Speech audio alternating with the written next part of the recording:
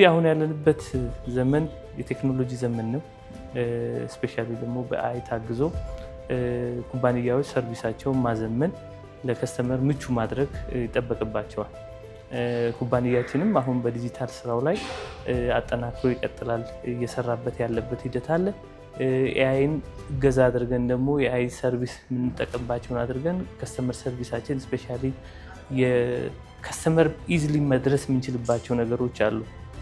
ሰርቪስ ላይ ደግሞ በክሌም ሰርቪሳችን ላይ አንዳንድ የኤአይን ታግዘን ከስተመሮቻችን ወደኛ ከመምጣታቸው ኢዝሊ ኢንፎርሜሽን በኤአይ ሰፖርት ተደርገው የሚፈለገውን ዳታዎችን አቬል አድርገው የከስተመር ሰርቪሱን ማቀላጠፍ የምንችልባቸው ነገሮችን ከዚህ ቪዚቱ ተገንዝቤያለሁ እና ካሉን የኢንተርናል ካፓሲቲ ጋር አላይን አድርገን የተሻለ ስራ በእናንተ እገዛ እንሰራለን ብዬ እገምታለሁ።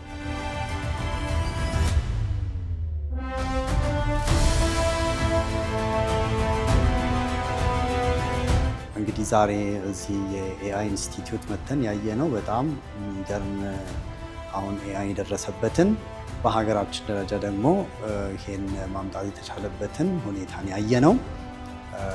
ባየሁት ነገር በጣም ተደንቄያለሁ። አፍሪካ የኢንዱስትሪያል ሪቮሉሽን ጊዜ ምንም እዛ ውስጥ አልነበረችም።